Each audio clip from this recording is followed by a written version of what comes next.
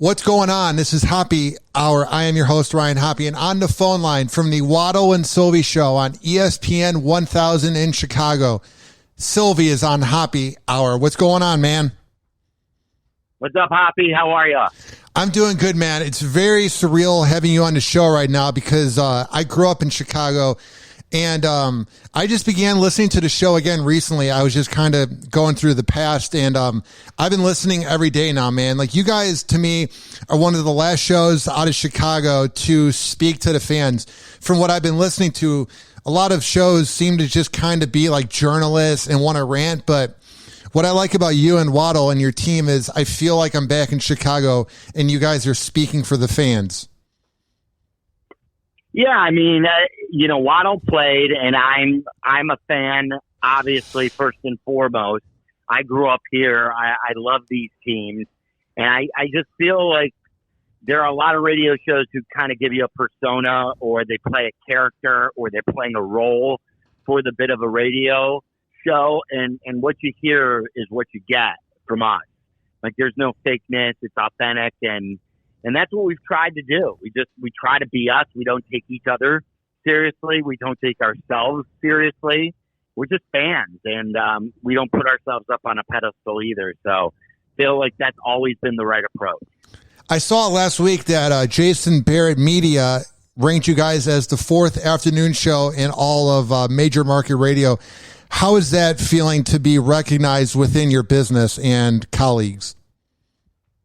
Yeah, you mentioned surreal before. I mean, I always wanted to know about, hey, would I ever get a chance to host a radio show in Chicago, in my hometown? And not only have I gotten to do it, but, we have the longest running sports radio show in the city now at 14 years, maybe one of the longest running sports radio shows ever in the city of Chicago.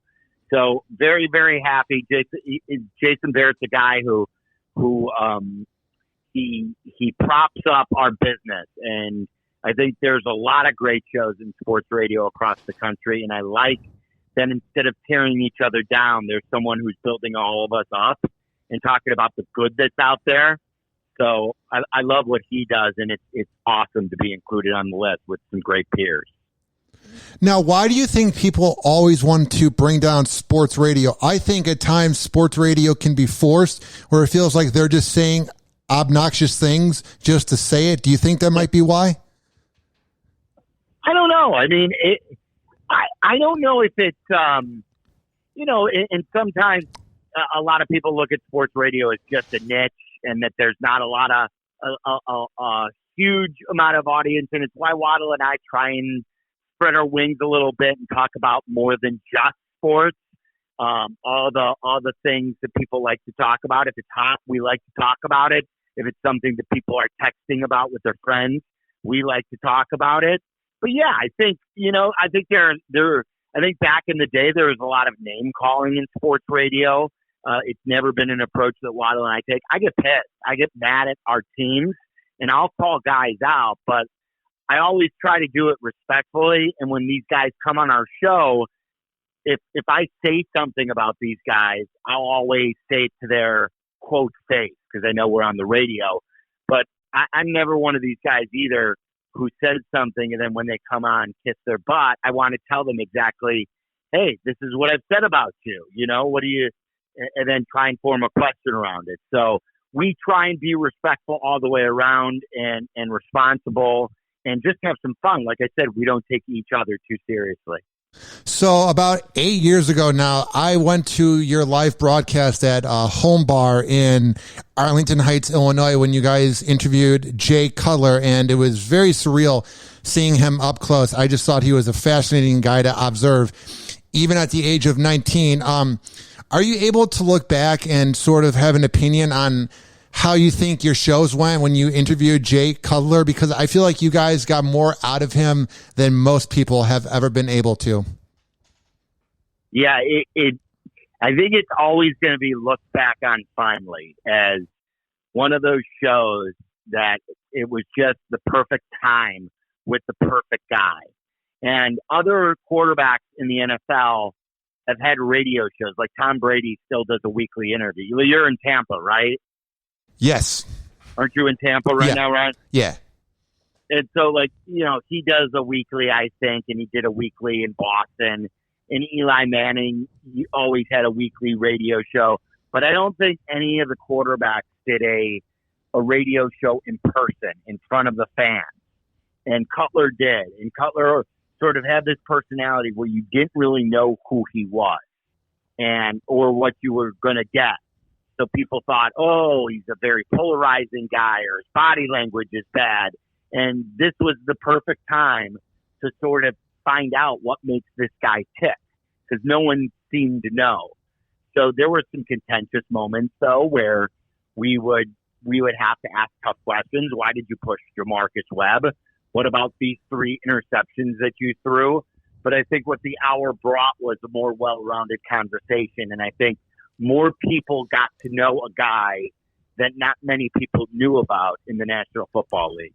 What would the vibe be like during the commercial break? Because I remember when I saw you guys in person at Home Bar, he was just kind of sitting on your phone, and then you guys were going through the crowd saying hi to the fans. So was it kind of the similar thing when he'd be at the setup downtown where he's just kind of on his phone? Or would you and Waddle and the team have like just normal talk with him when the mics are off? It depends. It really would depend on like what kind of game they were coming off of. If it was good, he would be more talkative during the break.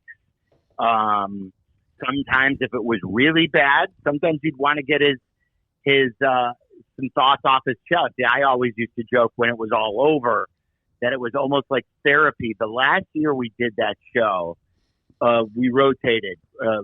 Cutler and Brandon Marshall came up with an agreement that one would do 8 shows and the other would do 8 shows. Cutler didn't want to do it every week. So Brandon Marshall was a great personality, great player, and they were getting along really well after the first year together. Well, things did not progress well between the two, and they sort of had a falling out in the middle of the season. So we would talk to Cuddy in some of the breaks, and he would like sort of moan about Brandon, and then we would have Brandon the following week, and during the break, he would moan about Cuddy. And, then we would know that, off the air that these two guys weren't seeing eye to eye. And then it would be funny. We would mention on some shows without quoting them because all that stuff was off the record. But we would say, yeah, we don't think that Marshall and Cutler are getting along that well. And people would say, oh, you guys are just trying to cause drama. And it was like, yeah, it wasn't because we were trying to cause drama. It's because we knew we were getting the firsthand account of what the soap opera was really like. So, to answer your question, some of the conversations would be all 5 minutes of the break, and sometimes he'd just want to be on the show, on his phone, I should say. So, looking back on it, because for me, I think he was a bit of a disappointment in Chicago, but I also think it was the most exciting football I've seen in my 27 years alive, besides the Bears going to the Super Bowl 15 years ago. Because I've watched maybe 7 games in 5 years since moving from Tampa, and I just have a hard time watching Mitchell, but that's a side note. So for you, looking back on Jay's legacy when he was playing for the Bears, how would you break it down? Yeah, I think, he did some really good things, but I think when you trade for Jay Cutler when he's 26 years old, coming off a Pro Bowl, and he never makes the Pro Bowl, and the Bears, I think, won 1 playoff game under him. Yeah. Like, there were a lot of, when he was playing his best football, he got hurt that one year. There were a lot of bad breaks along the way, too. I think it's one of those things I've always joked with Waddle where in 20 years from now, you'll get guys in a bar, and if you had 100 people in the bar, 50 of them would tell you that Jay Cutler was great, and 50 of them would tell you that it was a disappointment. So I think it's always going to be one of those arguments. I tend to lean more towards, I wish you would have done more. It just feels very empty because I remember I was listening to you guys on the way home. I was a freshman, and it was the day in 2009 when we traded Kyle Orton for Jay Cutler. And I just remember I was so excited, dude. It felt like I didn't really know who he was at that time, like, because I wasn't really watching Denver Broncos games, but I was just so excited. And I remember being a teenager, dude, I thought he was going to take over. I remember kids in my class would debate, and this is weird to look back on, who was a better quarterback, him or Aaron Rodgers. I mean, people were talking about him all the time, dude. Like, he was a very polarizing dude. Well, I'll never forget when we first got him, like, the big question was, who's got the top quarterback in the division now? Was it going to be the Bears with Cutler? Was it going to be the Packers with Rodgers? Remember, this 2009 when he's first taking over. Was it going to be Stafford with the Lions? And I'm trying to think who the quarterback was then with the Vikings. But it was an amazing time. Like, that trade still goes down in history as one of the great days because we thought they were finally getting that stud quarterback. We thought it was like when Atlanta traded Brett Favre to the Packers. But again, like I said, it didn't live up to what it was supposed to be. So I want to move on to talk about the Bulls. So I was thinking about it the other day, more about Derrick Rose, because I saw that he signed with the Knicks and I was watching some of the game. And you got to remember that I'm in Tampa, so I'm not seeing like the Chicago side of it. And it's fascinating for me. I think out of all sports disappointment coming from Chicago, the Cubs losing in 07 and 08, the Bears losing the Super Bowl, Jay not living up to his potential. Dude, out of anything in my lifetime, Derrick Rose, to me, 27 years into my life, is probably the most disappointing thing to ever happen in Chicago sports. I don't know if you feel the same way, but just seeing the potential he had and then the way he got hurt against these 76ers, man, 9 years later, I'm not less sad about it. No, I get it. I mean, I thought they were poised to win the championship that year. That he goes down in Philadelphia. I was at that game. I was sitting in the 200 level at the United Center as a fan. And I'll never forget the pit of the stomach. I've never left a win from a Chicago sporting event sadder than I did that day. You know, I'm older than you, so, you know, the Bulls breaking up in 98 is higher on that list for me. 03 Cubs when they were 5 outs away from winning the pennant against the Marlins is higher for me, but it's definitely in the top 5 with Derrick Rose. And, you know, I'll never forget that one. I was working out one day. I was on a treadmill in my old condo and I was watching a Memphis game and it was early in the year and I knew who Derrick Rose was because Simeon had won championships in the public league in Chicago high school basketball. But it was the first time that I saw him on a national stage his freshman year at Memphis early on. And I'm like, that guy is playing above the rim and he's a point guard. And I'm like, this guy, I just always remember that first time I really saw him in college. Like, this guy's going to be a stud. And he's just not like that point guard that we've seen before. The things that he could do on the basketball court, it was so dynamic. And those Bulls teams were so much fun to watch and what could have been. So in the last 20 years, we've had the White Sox win, the Cubs won, and then the Blackhawks won a few cups. Do you think there's going to be any winning in this decade? We're a year into the 2020s. And I'm just curious because I don't get to watch a lot of Chicago sports. I would just love your opinion if you think there's any of the franchises in the Windy City that could win a championship during this decade. Yeah, I would think if you look at the history, like you went over, that from 2010 to 2020, the Hawks won 3, and the Cubs won in 16. I think so. That the Chicago sports won 4 in that decade. The decade before that, I think the White Sox were the only team to win a championship in 05. And I don't think and then of course in the 90s, you had the Bulls championships, 80s. So I think every decade of my life, basically except the 70s, there's been a championship team. So I just think with the turnover these days and with the way you can remake a team so quickly, that if I were to bet, yes, one of the big 5 teams will win a championship. That makes me feel good because from an outsider's looking in, I feel like Chicago, and I might just be completely wrong about it, but I feel like it's beginning to kind of get negative coverage nationwide. Now, I know if you live within Chicago, you don't care, but my ex-girlfriend's grandpa, I'll never forget, dude. We're sitting at dinner during Thanksgiving, and he was just ripping into Chicago, and he was just like, oh man, I bet you've seen so many murders. Who cares about your sport teams? Like, do you ever feel like over the past maybe 10 years that the way people view Chicago from the outside looking in is not fair? No, I'm not, it hasn't, not that it hasn't bothered me.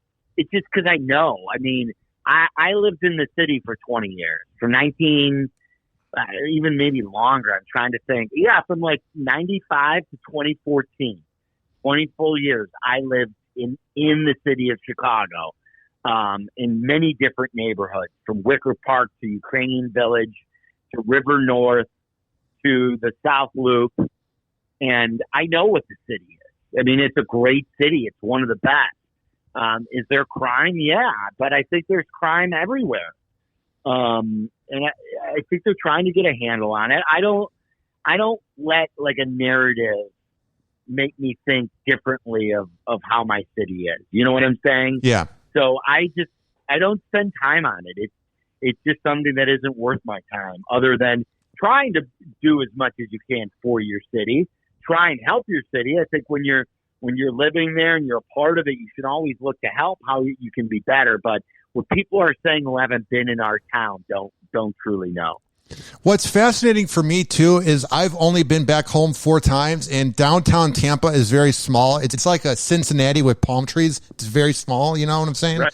But you don't realize how big Chicago is until you leave it. And I'm assuming you may have noticed this if you've flown somewhere and then returned back. Like, for people that don't know, like, Chicago is massive. Oh yeah. I mean, and it's not just the downtown area. I mean, there are so many different neighborhoods from the north side to the south side, and absolutely. We were talking about New York today. Like, New York dwarfs even Chicago. It's kind of like what you're talking about with Chicago to Tampa. And New York is so big, but there are so many different parts. And the thing that makes Chicago great, what people don't realize who do live in Tampa or live different areas, there are so many neighborhoods that make the city great and that are known for different things.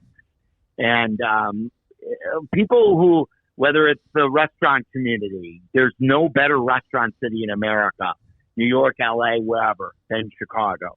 It's number one. And it's because of what a great melting pot it's been. But yeah, it's big and it's clean. It's got the problems, sure, but I've only lived in really one spot my whole life.